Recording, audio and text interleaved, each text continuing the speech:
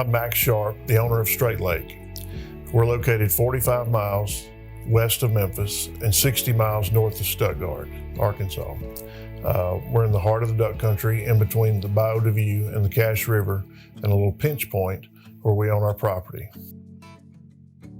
Strait Lake is sitting on 2,600 acres of prime waterfowl, highly managed habitat.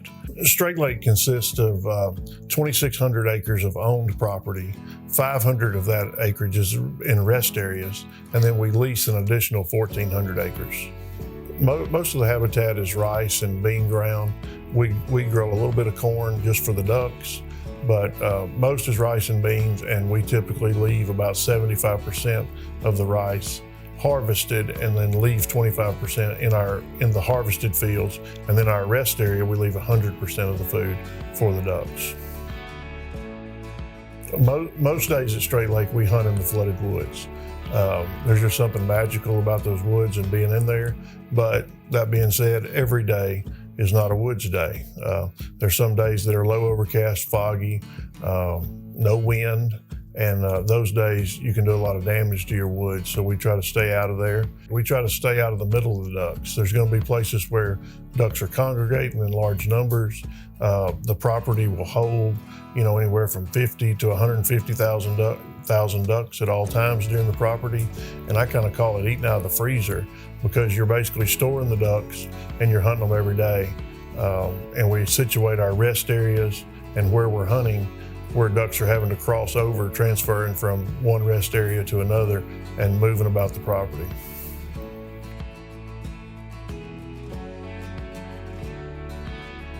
In the afternoons at Strait Lake, we have 3 different fishing ponds. We have one here in front of the lodge, in front of the main lodge. It's a crappie pond. And then we've got 2 bass ponds, one at the 160 that's 2 miles to the west, and then one at the north camp where our 5 stand and sporting clays are at.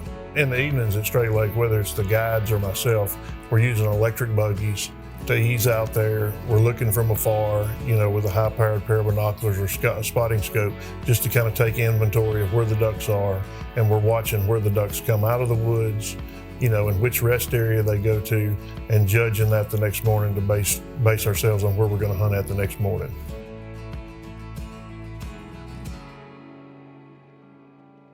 At Strait Lake, I strive to create a waterfowl experience. I can control, the lodging and the food and the camaraderie and the overall waterfowl experience. Nobody could ever control the hunting, but you can do everything that you possibly can do to make the hunting as good as it can be by managing property.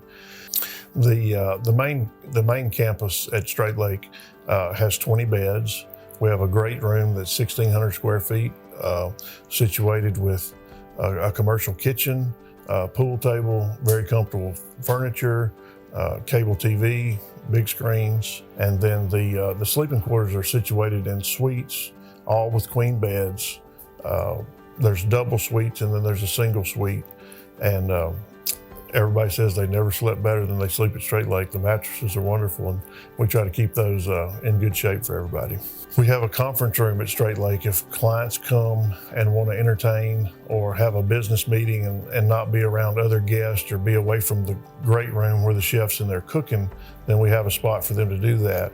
We've tried to think of every possible thing that people could want or desire at Strait Lake to meet everybody's needs.